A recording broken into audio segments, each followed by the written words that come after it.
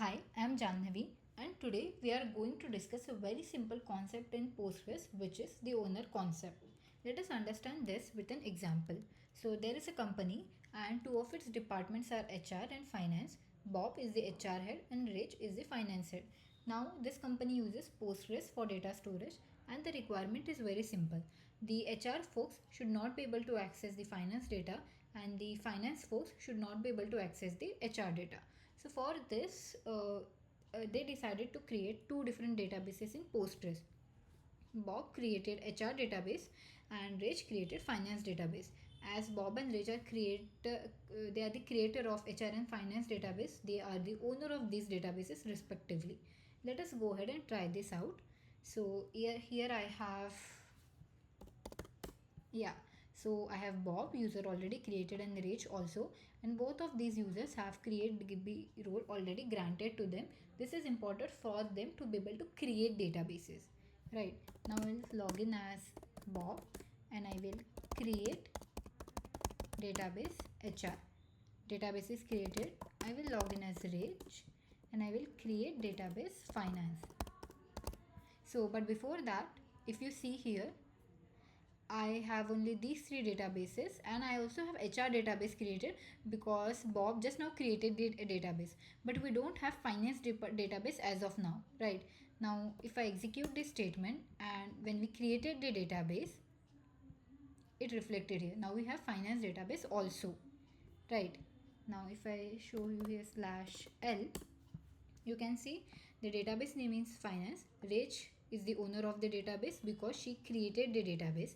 Similarly, for HR database, the owner is Bob because Bob created the HR database. Right. Now, owner is the creator of the object. Object can be anything. It can be any entity. We just saw for database entity how Bob and Rich they are the owner of the database entity because they were the creator of the database. Similarly, an object, it can be database, schema, view, table, index and anything. And the any user who creates that particular object becomes the owner of the object. Now, there is one more employee in the company named Joe. He is in the HR department, and Bob, who is the HR head, wants Joe to basically create a table that contains two columns. The first one is the hotel name and the second one is the budget. They want to plan some event, and for that Bob gave Joe this task. Now for Joe to perform and complete this task, Joe just needs privilege to create the table. He doesn't need owner privilege for the entire HR database to be able to do this, and it is pretty dangerous to grant someone the entire access if that particular person is not the correct one to handle, to be responsible, right? So for this, let us go to the HR database.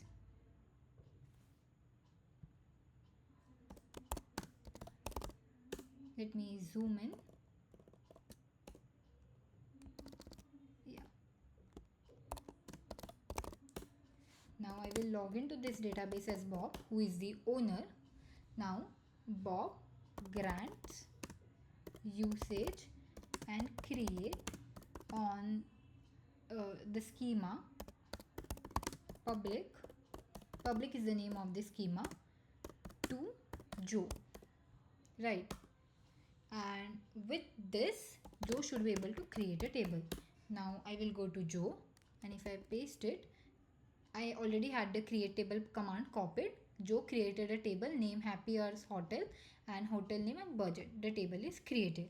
Now Joe can select from this table also. Though nothing is present inside this table, the table is empty, but still Joe can query the table, right? So what can an owner do? So the table in our case was Happy Hours Hotel and the owner was Joe. The owner can basically select, insert, delete, drop, alter, create index, drop index and everything that is possible. In case of table, the owner can perform all of the actions. The owner has all of the privileges for the particular entity. Okay, so here we were just talking about tables and databases because we showed them, but this is true for all other entities also. In case of schema, in case of index, in case of views and anything. right? Now owner can manage permissions also, not just the insertion, deletion and any of the part. We don't need super users for managing permission always. The owner can do it for their entities. Example, suppose Joe is taking Ira's help, who is one more employee in the HR department, and Joe wants Ira to create a chart based on the data inside this table. Like there is no data present inside this table, but for suppose there is some data and Joe wants Ira to perform some analysis on this. For that, Joe just needs Ira to select from this data, right? Nothing else is required. So let me log back in as Ira, and now if I run this select, permission denied, because Ira obviously doesn't have permission for this. So I log back in as Joe. Look, I have logged back in as Joe, and now if I grant select on table Happy Hours Hotel to Ira, it will work. And this work because Joe, who is granting, is the owner. Now if I sign in as Ira and I select, I will obviously be able to query it, right? The point was Joe, who was the owner of the table, was able to manage permissions also for the table. Okay. Now, due to some of the organization restructuring, they appointed a new HR head named Hari. The earlier HR head was Bob, who had the owner privilege for the entire HR database, and now it's Hari. As Hari is the new HR head, the ownership of the HR database should be transferred to Hari, right? Now, how is this done? There is a concept of transferring of ownership in Postgres. So Bob's ownership for the entire HR database can be transferred to Hari, which means this is the HR database and this is the finance database. Finance, there are no changes. Rach is still the owner, but in case of HR database, the new owner should be Hari. Now, how can this be done? This is pretty simple. So, if I do here again /l, you can see the HR department owner is Bob, right? But we want this department owner to be Hari. Now how to do it? It is just alter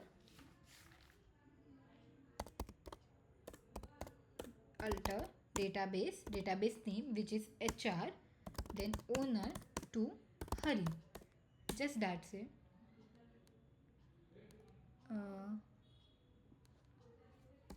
Okay. I should be the super user to do that. Now if I do it, yeah, alter database. And now if I do /l, I can see HR database owner is Hari, and the owner for the HR database earlier was Bob, and now after transferring of the ownership from Bob to Hari, the HR department's owner is Hari, and Hari can perform all the actions which Bob was able to perform earlier. So conclusion is every object has an owner. Object can be database, scope, schema, collect, table, view or index or anything. The owner is the creator of the object. The user who creates the object becomes the owner of the object, and creator of the object or owner of the object has all the permissions for the particular object, and ownership of the object is transferable. Suppose user 1 is the current owner of the object, the ownership of the object from user 1 can be transferred to user 2.